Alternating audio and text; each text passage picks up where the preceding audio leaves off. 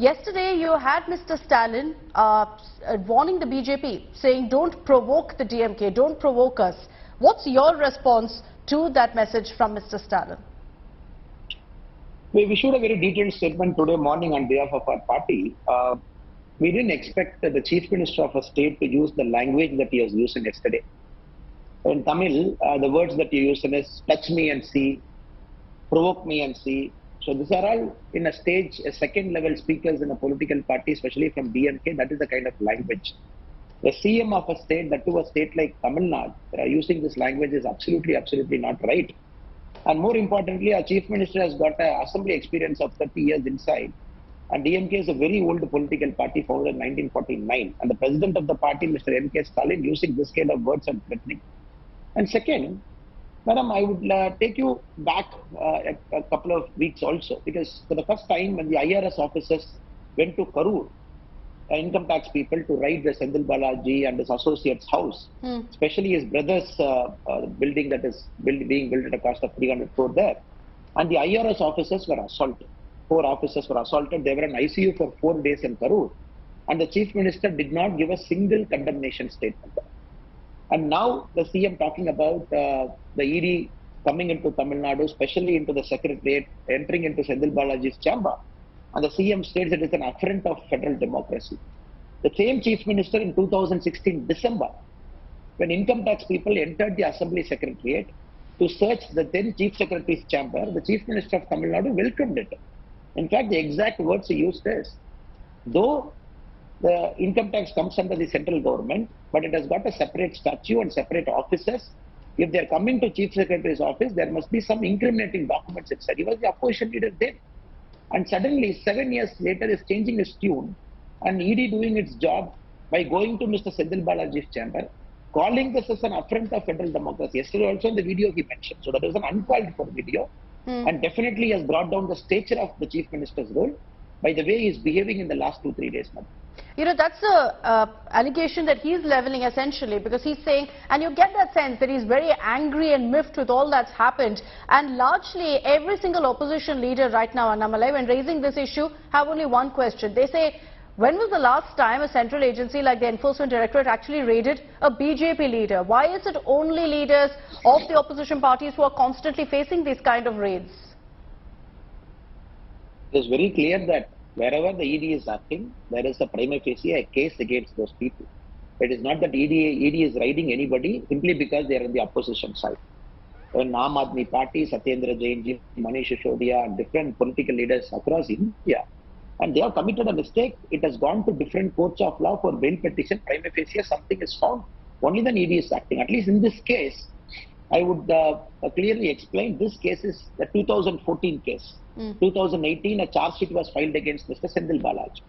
And then Supreme Court in the last 6 months have given 2 separate judgments on the same case, simply going after the Tamil Nadu police of not booking Sendil Balaji under Prevention of Corruption Act, PCA. And in the last judgment 2 weeks back, Supreme Court has warned the Tamil Nadu police in 2 months' time, if they are not invoking PCA against Sendil Balaji in the same case, it is going to constitute an SIT. So every case has got a locus standi, it has got a brief profile of its own. At least in this case, it's a Supreme Court mandated investigation. ED was acting even in 2019, 2020. The action by ED was stayed by Mr. Sendil Balaji in the Chennai High Court, which got vacated recently. So ED is acting now, and political parties are ascribing motives, and simply because they are in the opposition, I don't think it's a correct statement. Instead, they can speak their innocence. With respect to BJP also, nobody stops the ED from not acting on a BJP leader. If at all the ED has found some document, nobody is stopping it. It's a pretty independent agency. Who's stopping ED from taking action against any leader, madam? But in light of what's happened, and with Mr. Stalin speaking the way he is currently, do you ever see, Annamalai, a stand being taken against Sendil Balaji by the DMK? Because, you know, it's curious how this case has panned out, considering Sendil Balaji was someone who was part of the AIADMK, shifted to the DMK. This is an AIADMK era scam, and yet you have MK Stalin defending him, the AIADMK lashing out at Sendil Balaji. Madam, the current Chief Minister of Tamil Nadu, Sri MK Stalin, when he was the opposition leader on 18th April 2016, he was in Karur, Kulithalai, Sendil Balaji's hometown. There in front of a huge public, he mentioned the same Tamil Nadu Transport Corporation conductor and mechanic scam, cash for job scam. He mentioned Senthil Balaji, action has to be taken against him, is the number one accused. Same case he mentioned 18th April 2016. There is a video which I tweeted also. Yes. Now, 7 months later, just because Senthil Balaji has joined DMK in 2018, 7 months later, he calls him innocent. We don't understand, madam. And especially when the Supreme Court has directed the Tamil Nadu police, in Tamil Nadu we don't have a home minister, the chief minister is the de facto home minister also.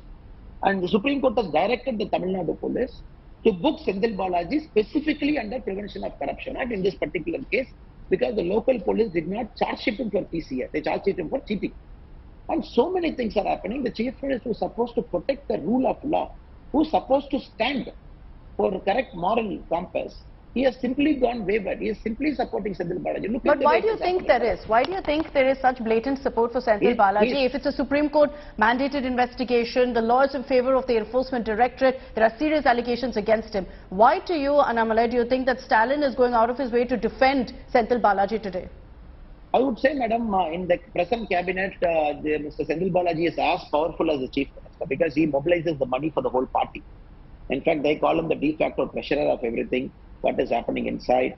We are talking of 2014. We are not talking about 2022-23, the corruption in Tasmak, the corruption in coal, the corruption in electricity. That is for a different day, a different case.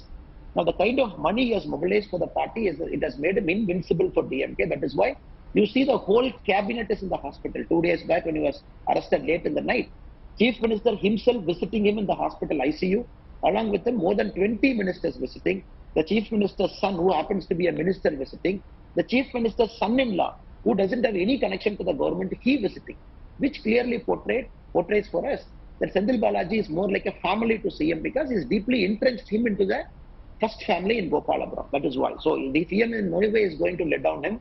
And second, he is also using, yesterday you must have seen, the State Human Rights Commission is being misused. The State Human Rights Commission, it has gone and visited Senthil Balaji, and today it is planning to summon the ED officials who have implicated Senthil Balaji because the State Human Rights Commission is saying that Senthil Balaji was tortured. See, madam, nowhere it has happened in India. The IRS officers assaulted in Karur. CM till now hasn't spoken about it. Now, this is a state. For CM, it looks like he wants his family. He wants to protect one person, not the 8.5 crore Tamil Nadu population, which is looking up to the chief minister because he's an elected person.